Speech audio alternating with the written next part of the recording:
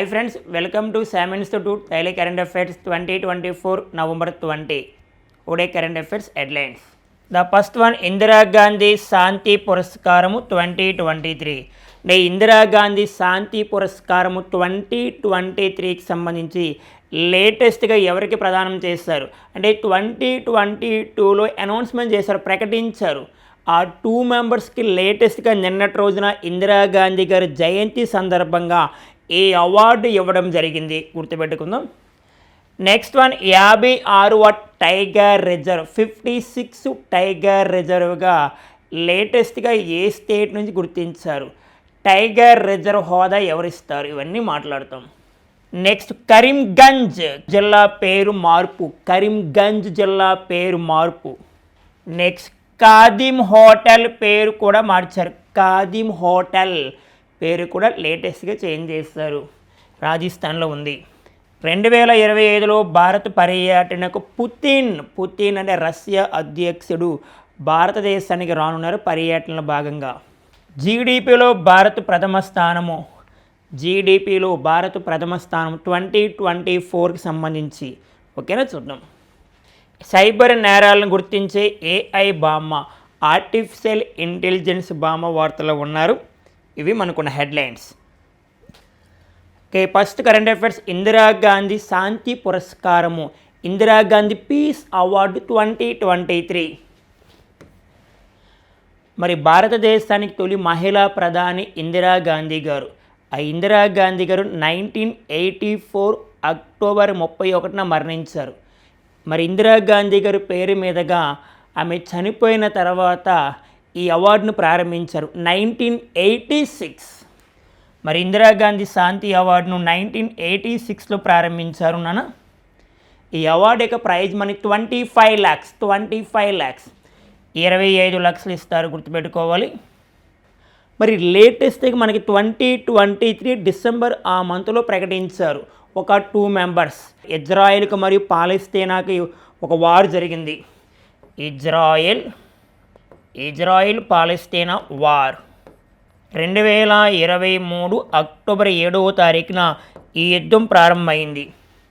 ఈ పాలస్తీనాకు చెందిన హమాస్ అనే ఉగ్రవాద సంస్థ ఇజ్రాయెల్ దేశం పైన తిరుగుబాటు చేసింది. ఈ యుద్ధాన్ని శాంతియుతంగా అమలు చేయడానికి ఒక 2 మెంబర్స్ ప్రయత్నం చేశారు. వారిని గుర్తించి, వారి యొక్క ప్రత్యేకతను గుర్తించి లేటెస్ట్గా భారతదేశ గవర్నమెంట్, ఇండియన్ గవర్నమెంటు ఈ అవార్డును ప్రకటించింది. ఇందిరాగాంధీ శాంతి పురస్కార్, ఇందిరాగాంధీ పీస్ అవార్డు 2023లో ప్రకటించింది. నిన్నటి రోజున ఇందిరాగాంధీ గారి జయంతి 1917 నవంబర్ 19న ఇందిరాగాంధీ గారు జన్మించారు. ఈమె 1984 అక్టోబర్ 31న మరణించారు. ఇందిరాగాంధీ జన్మదినోత్సవం సందర్భంగా 2023లో ప్రకటించిన అవార్డు 2024 నవంబర్ 19న ఇవ్వడం జరిగింది. ఆ 2 మెంబర్స్ నానా గ్రూప్ 2 ప్రిలిమ్స్లో 2024 గ్రూప్ 2 ప్రిలిమ్స్ ఆంధ్రప్రదేశ్లో జరిగింది. అందులో అడిగాడు క్వశ్చన్, ఒక్కసారి చెక్ చేసుకోండి. అప్పుడు ప్రకటించారు, ఇప్పుడు ఇవ్వడం జరిగింది ఆ పర్సన్స్కి. ఆ పర్సన్ అమ్మ గమనిస్తే Daniel Barenboim. Second one Ali Abu Awad. Daniel Barenboim Argentina, ఒక గాయకుడైన, ఒక సంగీత కళాకారుడు కూడా అయిన. పాలస్తీనా, ఒక ఉద్యమకారుడైన.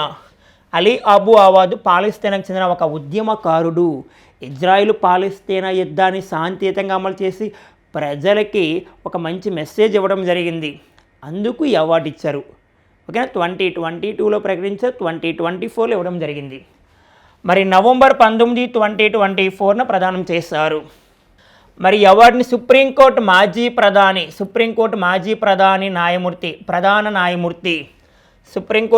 ప్రధాన న్యాయమూర్తి జస్టిస్ టిఎస్ ఠాకూర్ నేతృత్వంలో ఇవ్వడం జరిగింది, గుర్తుపెట్టుకోవాలన్నా. సుప్రీంకోర్టు మాజీ ప్రధాన న్యాయమూర్తి జస్టిస్ టిఎస్ ఠాకూర్ నేతృత్వంలో ఈ అవార్డు ఇవ్వడం జరిగింది. మరి ఇక్కడ మనం గమనిస్తే ఇందిరాగాంధీ స్మారక ట్రస్ట్ స్మారక trust chairman Sonia Gandhi and మాజీ ఉపరాష్ట్రపతి హమీద్ అన్సరీ హమీద్ అన్సరీ హాజరయ్యారు.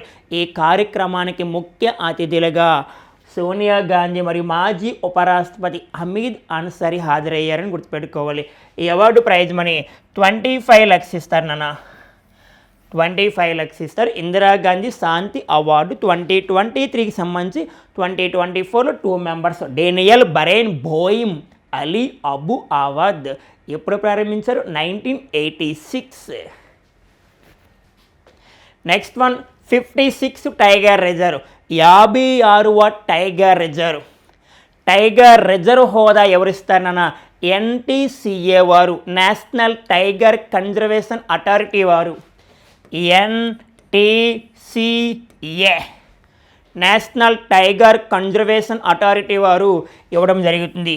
మరి NTCA 2005లో ఏర్పాటైందన. ఏదైనా ఒక ప్రాంతానికి టైగర్ రిజర్వ్ హోదా NTCA వారు ప్రకటిస్తారు, అనౌన్స్మెంట్ చేస్తారు. అలా లేటెస్ట్గా 56 టైగర్ రిజర్వ్ ఛత్తీస్గఢ్ రాష్ట్రంలో గుర్తించారు. గురు ఘాసీదాస్ తామోర్ పింగ్లా టైగర్ రిజర్వ్ చెప్పమ్మా. గురు ఘాసీదాస్ తామోర్ పింగ్లా టైగర్ రిజర్వ్ ఎక్కడ, ఏ రాష్ట్రం నుంచి గుర్తించారు? ఛత్తీస్గఢ్ గుర్తుపెట్టుకోవాలన్నా. ఎన్నో టైగర్ రిజర్వ్? 56 tiger reserve. ప్రస్తుతము భారతదేశంలో 2024 నవంబరు నాటికి ఎన్ని టైగర్ రిజర్వ్స్ ఉన్నాయంటే 56 అని గుర్తుపెట్టుకోవాలి. మరి దీంట్లో 54వ tiger reserve వీరంగన Durgavati tiger reserve ఏ రాష్ట్రంలో గుర్తించారు? మధ్యప్రదేశ్ రాష్ట్రం అని గుర్తు రావాలి. 2023లో గుర్తించారు నాన్న. మరి 55 టైగర్ రిజర్వ్ 55వ tiger reserve Dholpur Karauli tiger reserve 2023లో రాజస్థాన్ రాష్ట్రంలో గుర్తించారు.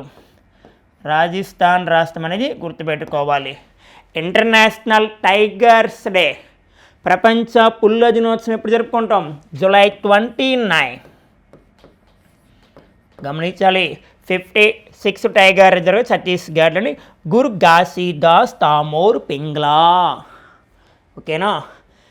మరి 2022 tiger report 5th tiger senses అంటే 2022కి సంబంధించి 2023 ఏప్రిల్ 1న రిలీజ్ చేస్తారు. 2022 ప్రకారం ఇండియాలో మొత్తం టైగర్స్ 3167. ఓకే, 3167. మరి 2023 పరంగా అయితే 3682 ఉన్నాయి. 3682 టైగర్స్ ఇండియాలో ఉన్నాయని గుర్తుపెట్టుకోవాలి. ఇండియాలో మొత్తం టైగర్ రిజర్వ్స్ ఎన్ని? 56 ప్రస్తుతము. ఇండియాలో మొత్తం టైగర్స్ ప్రజెంట్ 2023 ప్రకారం అయితే 3682. ఇండియాలో మొత్తం లెపార్డ్స్ అంటే చిరుతలు, టోటల్ లెపార్డ్స్ చిరుతలు 13,874, 13874. స్నో లెపార్డ్స్ మంచు చిరుతలు ఇండియాలో మొత్తం ఎన్ని ఉన్నాయి నాన్న అంటే 718 అని గుర్తుపెట్టుకోవాలి. ఇండియాలో ప్రస్తుతం జాతీయ పార్కులు, నేషనల్ పార్క్ సంఖ్య 106. Total elephant reserves in India 33. ఇండియాలో మొత్తం బయోస్పియర్స్ 18. ప్రజెంట్ ఇండియాలో మొత్తం రామ్సర్ సైట్స్ అంటే వెట్లాండ్స్ మొత్తం 85 ఉన్నాయి నాన్న, 85. అండ్ యునెస్కో వారసత్వ ప్రాంతాలు, world heritage sites in India 43 ఉన్నాయని గుర్తుపెట్టుకోవాలి. ఇలా గుర్తుపెట్టుకుంటే కాంపిటేటివ్ ఎగ్జామ్స్లో మనకి గ్యారంటీగా ఎగ్జామ్స్లో చాలా ప్లస్ అవుతుంది నాన్న, గుర్తుపెట్టుకోవాలి. 56వ టైగర్ రిజర్వ్ గురు ఘాసీదాస్ తామోర్ పింగ్లా టైగర్ రిజర్వ్ ఛత్తీస్గఢ్. లేటెస్ట్గా మనకి అస్సాం రాష్ట్రంలో ఒక నేమ్ చేంజ్ చేశారు, అంటే పేరు మార్చారు ఒక జిల్లాకు. ఇటీవల కాలంలో వార్తలో ఉన్న పాత పేర్లు, కొత్త పేర్లు. కరీంగంజ్. ఓకే, కరీంగంజ్ జిల్లా పేరు మార్చారు. అస్సాం రాష్ట్రంలో ఉన్న కరీంగంజ్ ఇటీవల కాలంలో కరీంగంజ్ జిల్లాకి కొత్తగా ఏమని పేరు పెట్టారు? శ్రీభూమిగా. శ్రీభూమి. విశ్వకవి రవీంద్రనాథ్ ఠాగూర్ గారు ఆ ప్రాంతాన్ని గతంలో సందర్శించారు.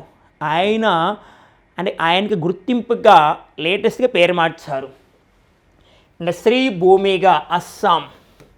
మరి విశ్వకవి రవీంద్రనాథ్ ఠాగూర్ 100 సంవత్సరాల క్రితం కరీంగంజ్ గడ్డను శ్రీభూమి లేదా మహాలక్ష్మి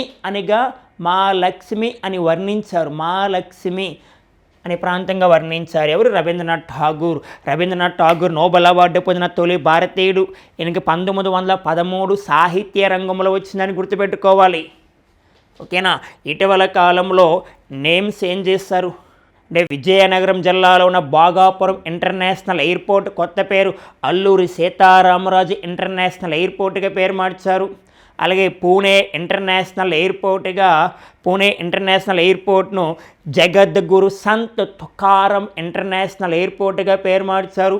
వందే మెట్రో కొత్త పేరు నమో భారత్ ర్యాపిడ్ ట్రైన్గా పేరు మార్చారు. వార్తలో ఉన్న పాత పేర్లు కొత్త పేర్లు గుర్తుపెట్టుకోవాలి. చాలా ప్లస్ అవుతుంది మీకు. అలా కరీంగంజ్ జిల్లా పేరు మార్చారు. ఇది ఏ రాష్ట్రంలో ఉంది అంటే అస్సాం రాష్ట్రం అని గుర్తుపెట్టుకో. శ్రీభూమి. అలాగే లేటెస్ట్గా బిర్సా ముండా 150వ జయంతి సందర్భంగా 150వ జయంతి నవంబర్ 15వ తారీఖున జరిగింది. బిర్సా ముండా జార్ఖండ్ గిరిజన నాయకుడు. ఆయన పేరు మీదుగా లేటెస్ట్గా ఢిల్లీలో సరాయ్ కాలే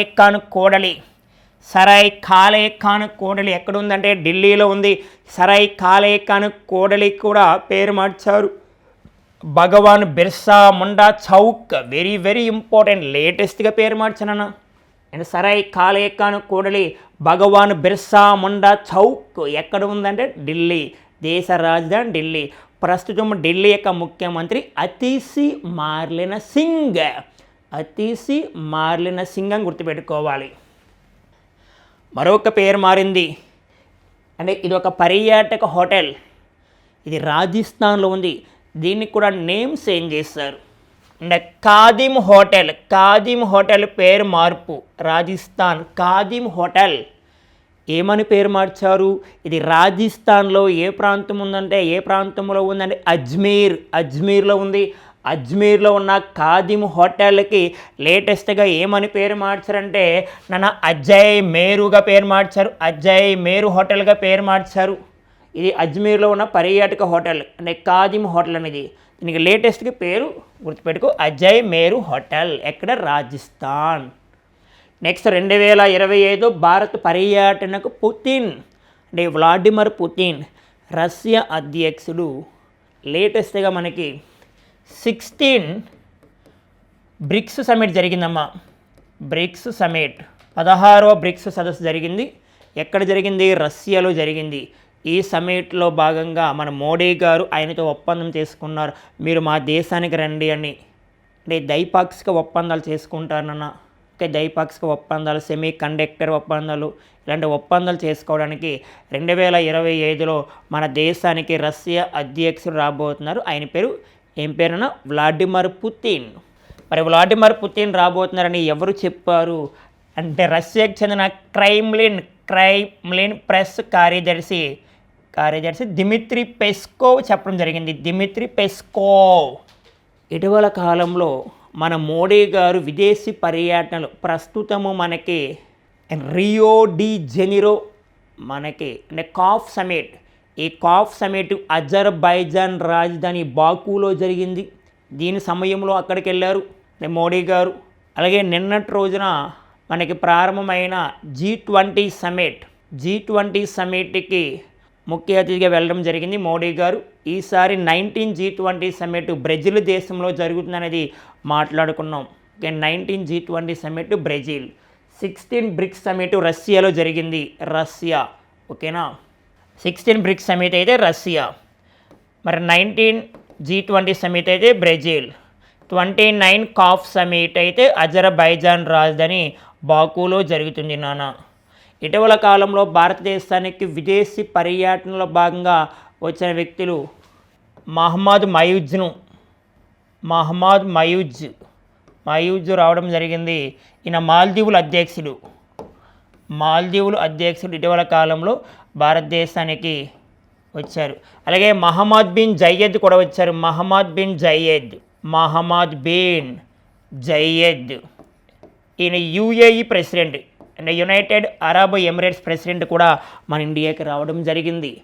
అలాగే 76 రిపబ్లిక్ డే స్పెషల్గా 2025 జనవరి 26వ తారీఖున ఇండోనేషియా అధ్యక్షుడు రాబోతున్నారని ప్రకటన చేశారు. ఆయన పేరు ప్రభావో సుబియాంటో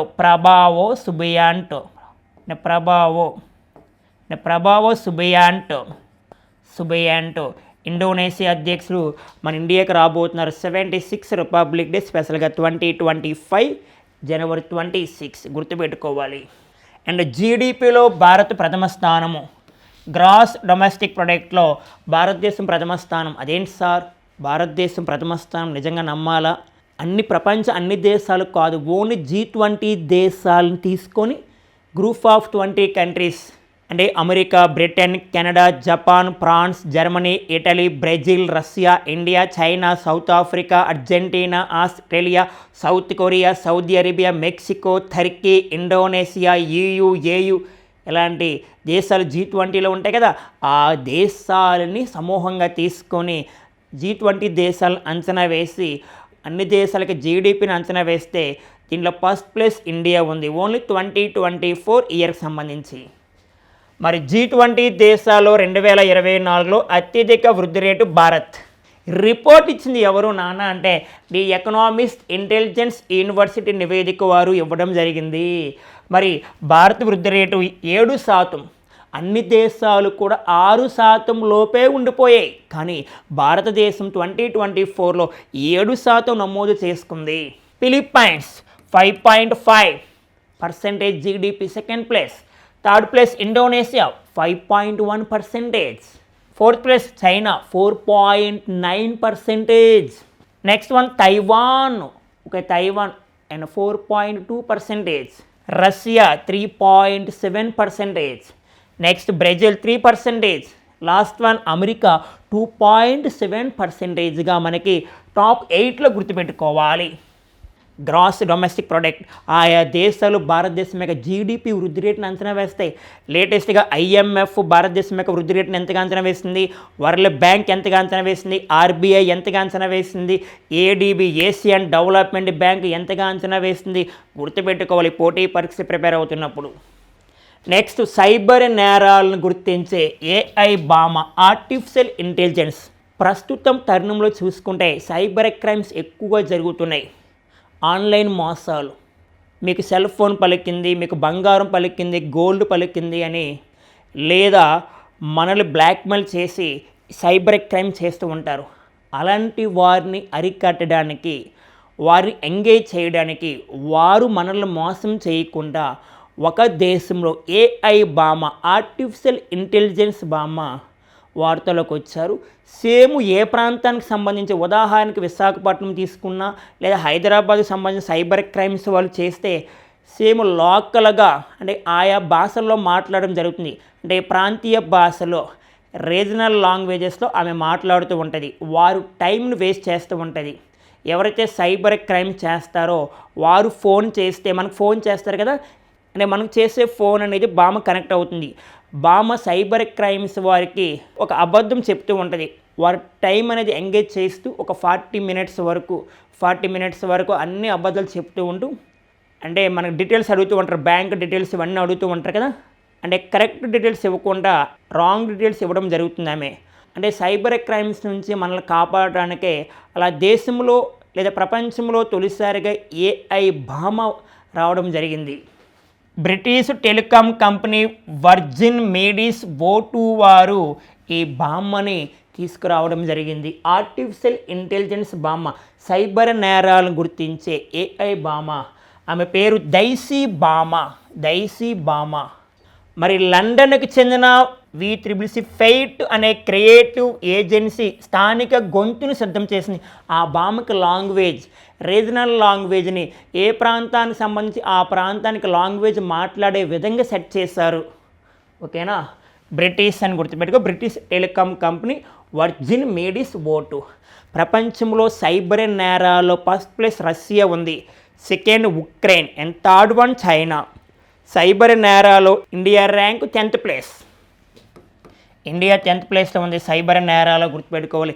భారతదేశంలో సైబర్ నేరాలు అరికట్టడానికి సిబిఐ వారు, సెంట్రల్ బ్యూరో ఆఫ్ ఇన్వెస్టిగేషన్ వారు, సిబిఐ వారు ఆపరేషన్ చక్ర 2 విదేశాల్లో ఉన్న భారతీయులను సైబర్ నేరాల నుంచి కాపాడటానికి సిబిఐ వారు ప్రారంభించింది. ఆపరేషన్ చక్ర 3 కూడా ప్రారంభించారు. చక్ర 1 అండ్ చక్ర 2, చక్ర 3 సైబర్ నేరాలను అరికట్టడానికి సిబిఐ వారు ఏర్పాటు చేసింది గుర్తుపెట్టుకోవాలి.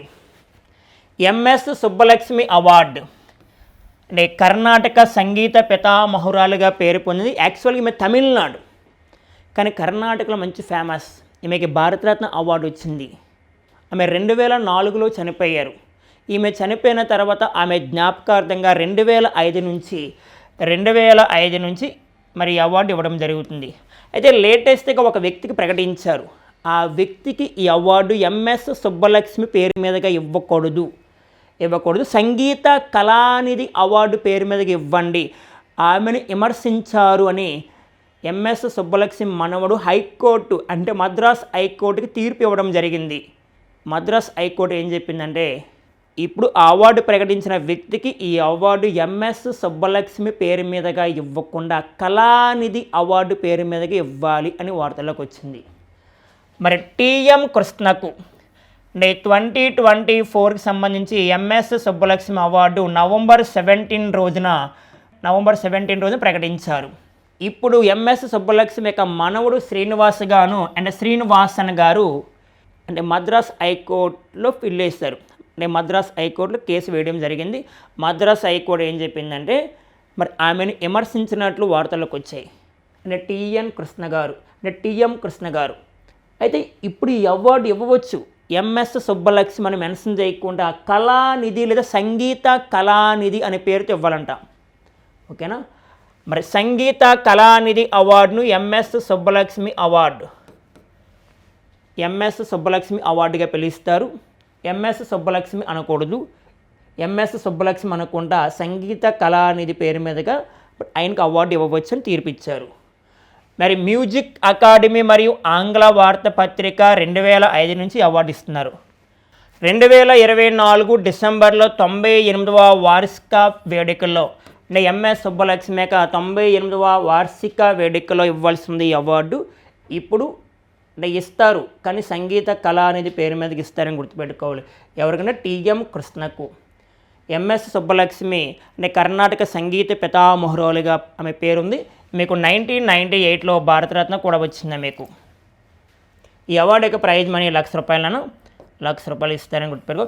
ఇటీవల కాలంలో వార్తలో ఉన్న ముఖ్యమైన అవార్డులు గుర్తుపెట్టుకోవాలి. నెక్స్ట్ కరెంట్ అఫైర్స్ గమనిస్తే యురేనియం నిల్వలను పెంచుకున్న ఇరాన్. యురేనియం నిల్వలు ఎందుకు బాగా డెవలప్మెంట్ చేసుకుంటుంది ఒక దేశం అంటే న్యూక్లియర్ వెపన్స్ అంటే అణ్వాయుధాలను వాడడానికి, శత్రు దేశాలపైన పోరాటం చేయడానికి.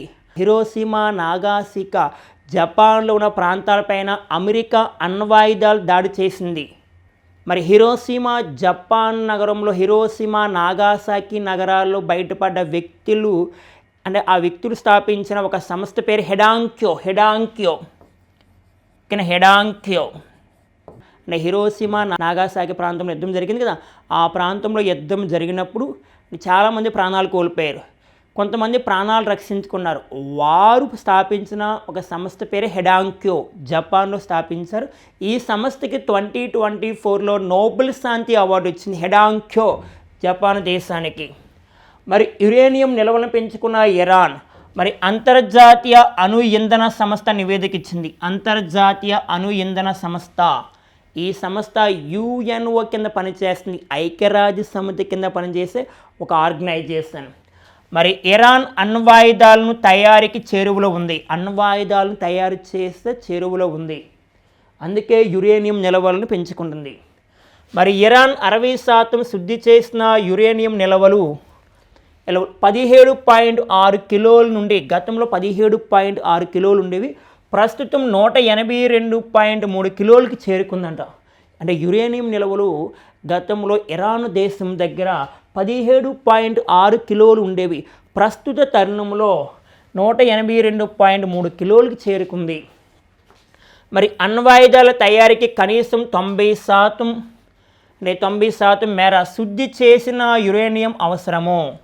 అణ్వాయుధాలు తయారీ చేయాలి అంటే దాదాపుగా 90% యురేనియం అవసరం అంట. శుద్ధి చేసిన యురేనియం అవసరం అనేది అంటే వార్తలకు వచ్చింది. అంతర్జాతీయ అణు ఇంధన సంస్థ నివేదిక ఇచ్చింది. నెక్స్ట్ కరెంట్ అఫైర్స్లో ఒక రోబో వార్తలో ఉంది. అని హ్యూమనాయిడ్ రోబో, మనిషిలాగే ఉంటుంది సేమ్. మరి యాడ్ వెర్బ్ నుంచి హ్యూమనాయిడ్ రోబో చూస్తే రిలయన్స్ ఇండస్ట్రీస్ పెట్టుబడులు ఉన్న యాడ్ వెర్బ్ సంస్థ. ఓకే, రిలయన్స్ ఇండస్ట్రీస్కి సంబంధించిన ఒక సంస్థ యాడ్ వెర్బ్ సంస్థ హ్యూమనాయిడ్ రోబోలను తయారు చేస్తుంది లేదా ఆవిష్కరిస్తుంది. మనిషి రూపంలో ఉన్న ఈ రోబోలను వచ్చే సంవత్సరం నుంచి అందుబాటులో తీసుకొస్తుంది. గోదాములు, నెక్స్ట్ ఆరోగ్య సంరక్షణ, రక్షణ విభాగాలతో పాటు రిలయన్స్ వ్యాపారాల్లోనూ ఈ రోబోల్ని ఉపయోగిస్తారు. మరి వీటి తయారీలో జియో ఏఐ ప్లాంట్ ఫామ్తో పాటు 5G సేవలను వినియోగిస్తామని మరి ఈ సంస్థ చెప్పింది. మరి ఏ సంస్థ? యాడ్ వెర్బ్ అనే సంస్థ చెప్పడం జరిగింది. ఇటీవల కాలంలో హ్యూమనాయిడ్ రోబోని ఏ సంస్థ వారు తయారు చేయబోతున్నారు? మనిషి రూపంలో ఉన్న రోబోలను అంటే యాడ్ వెర్బ్ అనే సంస్థ. అండ్ వేలు బొట్టు రక్తంతో అల్జీమర్స్ గుర్తింపు. మన చేతి అంటే వేలు ఉంది కదా, ఇది బొట్టన వేలు, బ్లడ్ టెస్ట్ చేస్తాం కదా, చేసినప్పుడు సూదితో ఎలా గుచ్చినప్పుడు మనకు బ్లడ్ వస్తుంది. దాని ద్వారా అల్జీమర్స్ వ్యాధిని గుర్తించవచ్చు అంట. మనమే స్వయాన్ని వెళ్ళి చెక్ చేసుకోవచ్చు అని వార్తల్లోకి వచ్చింది. మరి వేలు బొట్టు రక్తంతో అల్జీమర్స్ గుర్తింపు మరి ఏ దేశం వారు గుర్తించారు? మరి సూదితో వేలుని గుచ్చడం ద్వారా సులువుగా సేకరించే రక్తపు బొట్టు అంటే దీన్నే ఫింగర్ ప్రిక్ అని పిలుస్తారు. ఫింగర్ ప్రిక్తో మరి అల్జీమర్స్ వ్యాధి గుర్తింపు అని ఏ సంస్థ వారు రిపోర్ట్ ఇచ్చారు? ఐరోపా శాస్త్రవేత్త పరిశోధన. Very very important. వేలుబొట్టు రక్తంతో అల్జీమర్స్ గుర్తింపు ఇటీవల కాలంలో ఏ దేశ శాస్త్రవేత్తలు గుర్తించారో అన్న పోటీ పరీక్ష ప్లస్ అవుతుంది. మరి సూదితో వేలుని గుచ్చడం ద్వారా సేకరించే రక్తపు బొట్లతో అంటే పెటాప్ 217 పరిమాణాన్ని కొలవడంపై పెటాప్ 217 అంటే అల్జీమర్స్ వ్యాధిని గుర్తించినప్పుడు శరీరంలో బ్లడ్లో ఉన్న ఒక పరిమాణం ఇది. ఈ పరిమాణం ద్వారా గుర్తిస్తూ ఉంటారు. ఎప్పుడైతే పెటాప్ 21 పరిమాణాన్ని కొలుస్తామో ఆ వ్యక్తికి అల్జీమర్ డిసీజెస్ ఉందాలో తెలుసుకోవచ్చు. వేలు నుండి 1 లేదా 2 రక్తపు బొట్టును సేకరించి ప్రత్యేక కార్డుపై పడేలా చేస్తారు. మరి వెంటనే ఆ కార్డు ప్లాస్మా నుంచి రక్త కణాలను వేరు చేస్తుంది. గుర్తుపెట్టుకోవాలి. ఇప్పుడు ఈ సూదితో మనం కూడా ఓన్గా టెస్ట్ చేసుకోవచ్చు అంట. అంటే డైరెక్ట్గా ల్యాబ్కి వెళ్ళకుండా మనం కూడా చెక్ చేసుకోవచ్చు అనేది రానున్న కాలంలో దీన్ని డెవలప్మెంట్ చేస్తామని శాస్త్రవేత్తలు ప్రకటించారు. ఇటీవల కాలంలో సూదితో వేలుని గుచ్చడం ద్వారా సులువుగా సేకరించే రక్తపు బొట్టు అంటే ఫింగర్ ప్రింక్తో అండ్ అల్జీమర్స్ వ్యాధిని ఏ దేశ శాస్త్రవేత్తలు? ఐరోపా. బాంబు సైక్లోన్, ఒక సైక్లోన్ వార్తలకు వచ్చింది. బాంబు సైక్లోన్ అంటే ఏంటి? ఇది ఎక్కడ ప్రస్తుతం ఉంది? మరి ఏ దేశంలో దీని తీవ్రత ఎఫెక్ట్ ఉంది చూద్దాం. Okay, America. మరి అమెరికా తీర ప్రాంతానికి తీవ్ర ముప్పు. అనేక రాష్ట్రాలు, అమెరికాలో దాదాపుగా 50 రాష్ట్రాలు ఉంటే చాలా రాష్ట్రాలకి దీని యొక్క తీవ్రత ఎక్కువగా ఉంది. మరి భీకర గాలులు అండ్ భారీ వర్షాలతో కొన్ని పర్వత ప్రాంతాల్లో మంచుకు కారణమవుతుంది. ముఖ్యంగా కాలిఫోర్నియాతో పాటు ఇతర రాష్ట్రాల్లో 8 ట్రిలియన్ గ్యాలన్ల వర్షము 8 ట్రిలియన్ గ్యాలన్ల వర్షం అనేది కురిసే అవకాశం ఉందంట. మరి బాంబు సైక్లోన్ అంటే చిన్న ఒక మాట, బాంబు సైక్లోన్ అనే పదము బాంబోజెనిసిస్ నుంచి వచ్చింది. అంటే వాతావరణంలో వేగంగా చోటు చేసుకునే మార్పుల ఆధారంగా బాంబు సైక్లోన్ అనే పదాన్ని 1980లో వాతావరణ శాస్త్రవేత్తలు గుర్తించారు. అంటే వాతావరణంలో వేగంగా చోటు చేసుకునే మార్పులు ఆధారంగా బాంబు సైక్లోన్ అనే పదాన్ని 1980లో గుర్తించారు.